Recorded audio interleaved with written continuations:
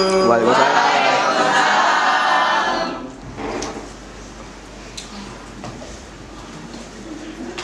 Bismillahirrahmanirrahim. Assalamualaikum warahmatullahi wabarakatuh. Waalaikumsalam warahmatullahi wabarakatuh. Alhamdulillah bertemu kembali dengan Pak Agus di pelajaran sejarah kebudayaan Islam. Bagaimana kabarnya hari ini? Alhamdulillah luar biasa, tetap semangat. Allahu Akbar. Kelas SKI Kebudayaan unggul berprestasi. Terima kasih, sudah semangat semua. Alhamdulillah sudah siap untuk mengikuti pelajaran. Oke, bagaimana? Cek dulu kerapiannya, sudah rapi semua? Untuk membuka pelajaran kita pada pagi hari ini, kita buka pelajaran dengan berdoa bersama. Semoga apa yang akan kita laksanakan pada hari ini membawa keberkahan dan mendapat ridho dari Allah Subhanahu wa taala. Silakan ketua kelas dipimpin berdoa. Mari kawan-kawan berdoa mulai.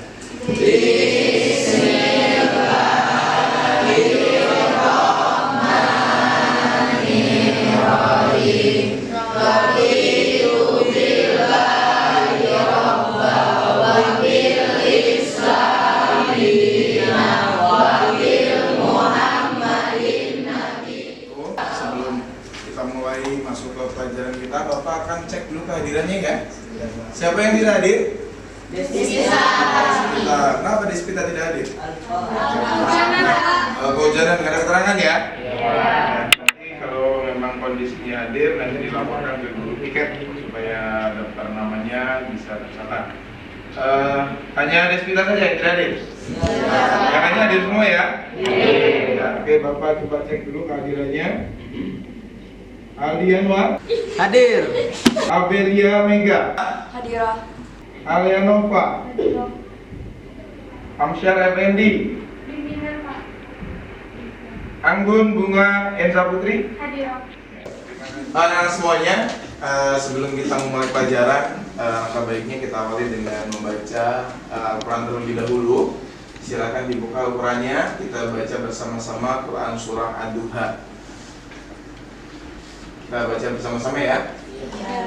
A'udzu billahi minasy syaithanir rajim. Bismillahirrahmanirrahim. Wadduha wal laili idza saja. Ma wadda'aka rabbuka wa ma qala. Wal-akhiratu khairul laka minal ula. Wa lasawfa yu'tika rabbuka fatarda. Alam yajidka yatiman. Terima kasih anak-anak sekalian sudah membacakan Quran Surah Ad-Duha. Semoga kita semua yang membaca bisa mendapatkan faidah dan barokah dari bacaan Quran tersebut. Selanjutnya untuk memupuk rasa nasionalisme dalam diri kita, sebelum mulai pelajaran kita akan menyanyikan lagu wajib nasional. Ya, salah satu lagu wajib nasional kepada siapa yang bisa untuk jadi dirijen? Anggun bisa, silakan untuk menjadi dirijen. Silakan kepada anak semua untuk bisa berdiri. Ayo maju, maju, ayo maju, maju, ayo maju, maju. Bangga Pancasila, akulah pendukungmu. Patriot proklamasi, sedia berkorban untukmu. Pancasila dasar negara, rakyat adil makmur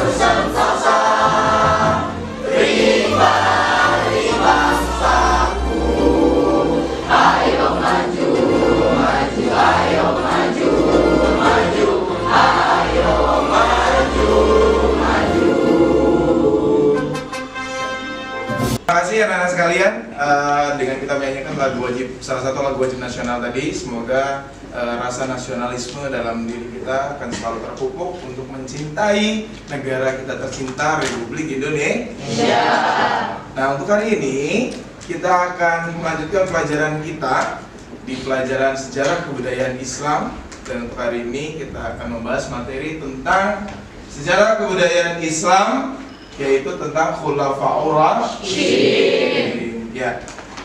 Tujuan pembelajaran kita pada hari ini yaitu yang pertama, melalui pembelajaran penyingkapan kita akan mencari tahu latar belakang munculnya Khulafaur Rasyidin. Yang kedua, melalui pembelajaran penyingkapan kita akan mengungkapkan biografi daripada Khulafaur Rasyidin itu sendiri.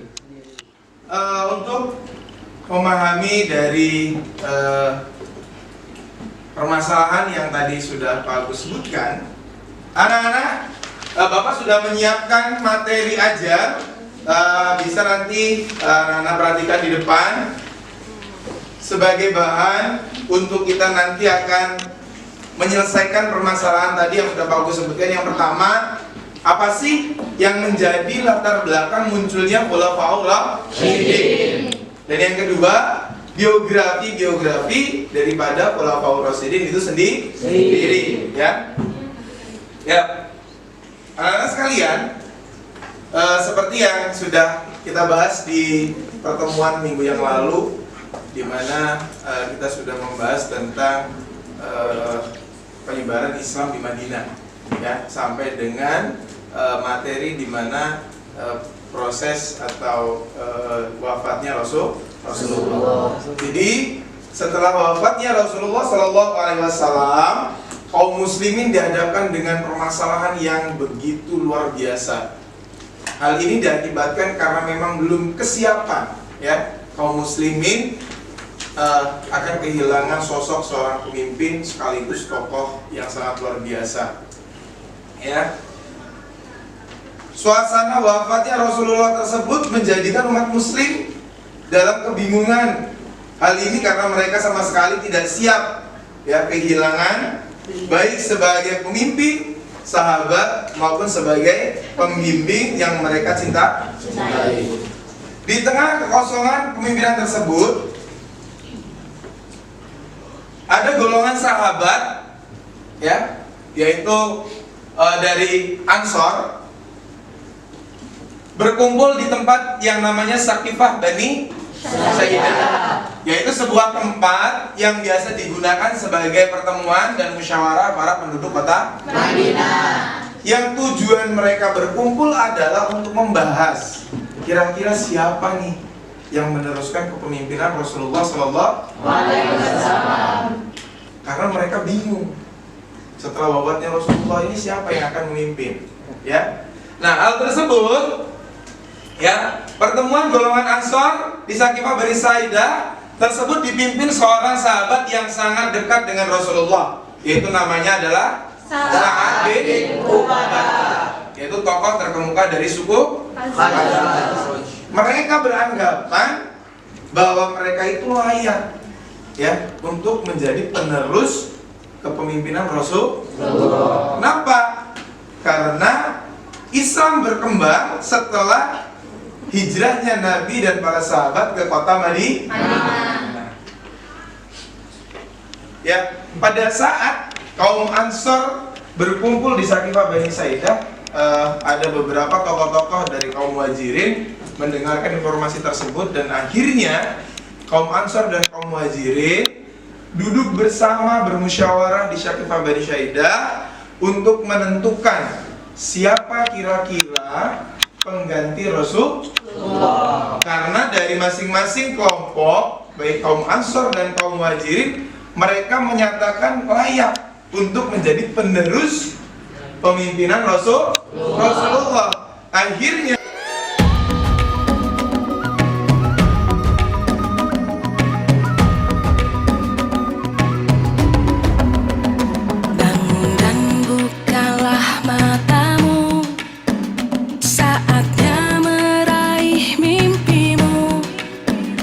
Arahkan pandang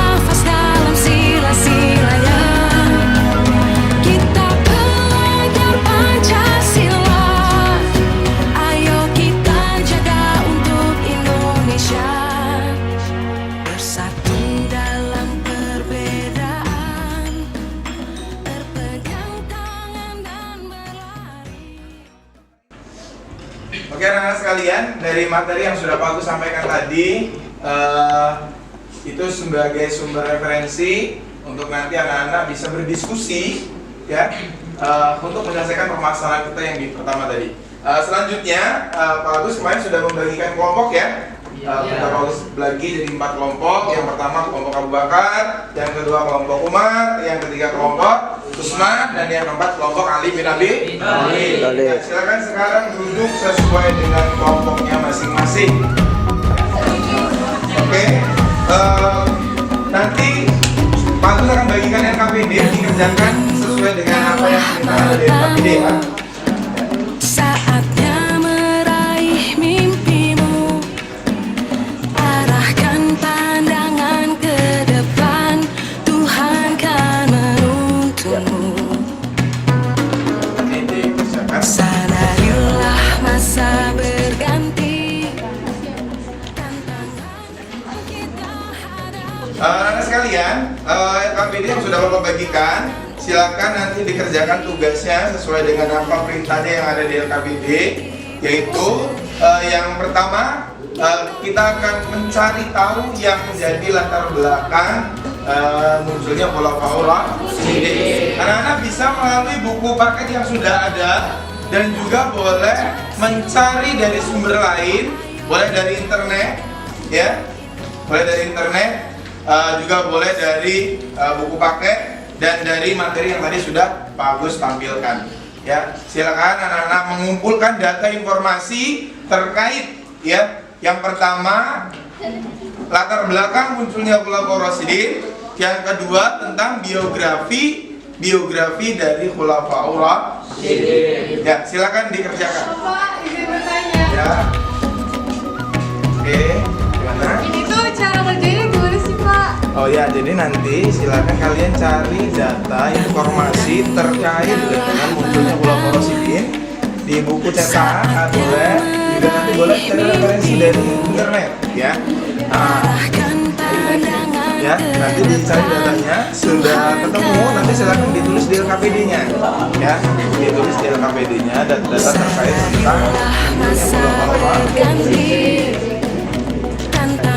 Jadi guys, kan ada tugasnya dari Bapak tadi. Kita bagi-bagi tugas aja biar kerjanya lebih cepat daripada yang lain gitu kan. Nah, awalnya aku sama Abel nyari di buku, kalian bertiga nyari di HP, kalian berdua yang nulis aja. Kita bernafas dalam sila-silanya, kita belajar Pancasila. Ayo kita jaga untuk Indonesia, bersatu dalam perbedaan, berpegang tangan dan berlari.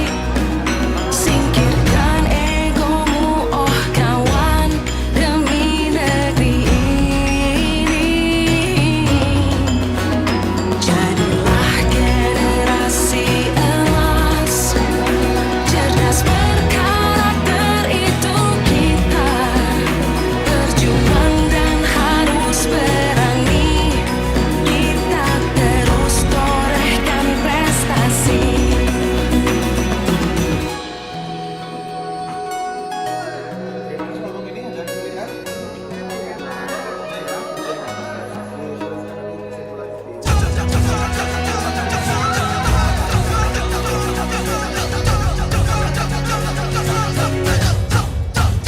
Kita belajar Pancasila.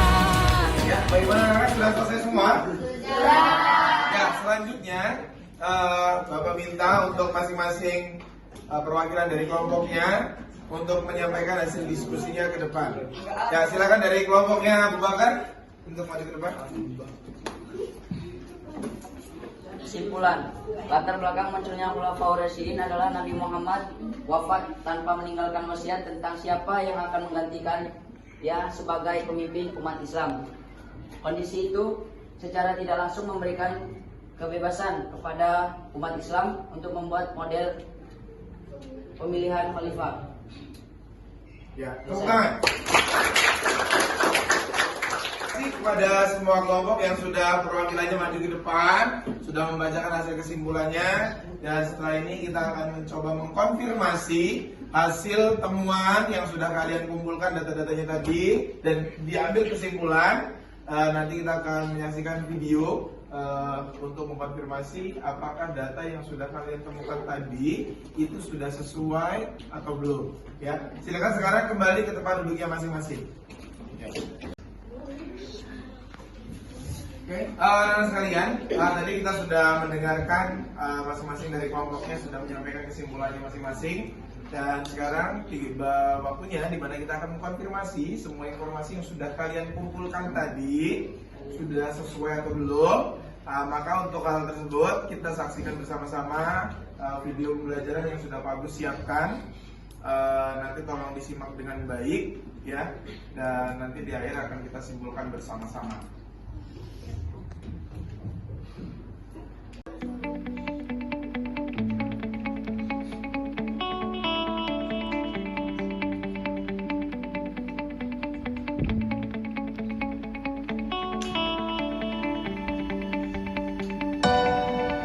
Assalamualaikum warahmatullahi wabarakatuh. Anak sekalian, selamat berjumpa kembali di pelajaran Sejarah Kebudayaan Islam. Pada pertemuan kali ini kita akan membahas tentang sejarah peradaban Islam pada masa Khulafaur Rasyidin.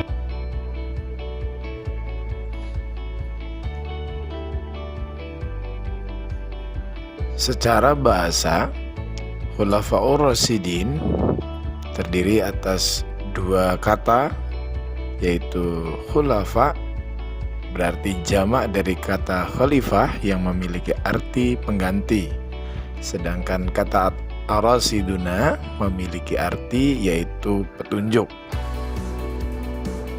Jadi arti Khulafaur Rasyidin menurut bahasa adalah orang yang ditunjuk sebagai pengganti, pemimpin, atau penguasa yang selalu mendapat petunjuk dari Allah Subhanahu wa Ta'ala.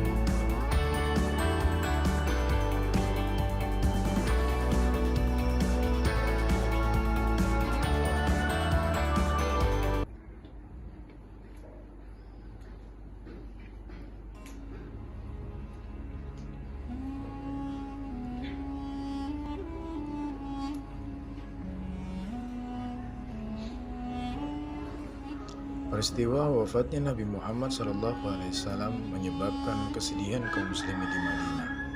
Tidak adanya Nabi bersama mereka menjadi periode yang sangat sulit bagi kaum muslimin. Selama 20 tahun, Nabi Muhammad memimpin umat Islam secara politik dan spiritual yang langsung melalui bimbingan Allah Subhanahu wa Ta'ala. Kini Nabi tidak ada lagi. Apa yang akan terjadi pada masyarakat yang dibangun oleh Nabi Muhammad? Siapa yang akan menjadi pemimpin umat Islam setelah beliau? Sebelum jenazah Nabi dikuburkan, sekelompok tokoh utama dari kaum Muhajirin dan Ansar berkumpul untuk menjawab pertanyaan soal kepemimpinan. Ketika itu muncul usulan dua negara, artinya yang satu dipimpin oleh kaum Ansar dan yang satu dipimpin oleh kaum Muhajirin. Namun usul ini dianggap mengancam perpecahan umat. Kita simpulkan bersama-sama dengan tadi kita sudah menyaksikan video pembelajaran yang sudah kita saksikan bersama-sama. Maka bisa kita ambil kesimpulan yang menjadi latar belakang munculnya Khulafaur Rasyidin.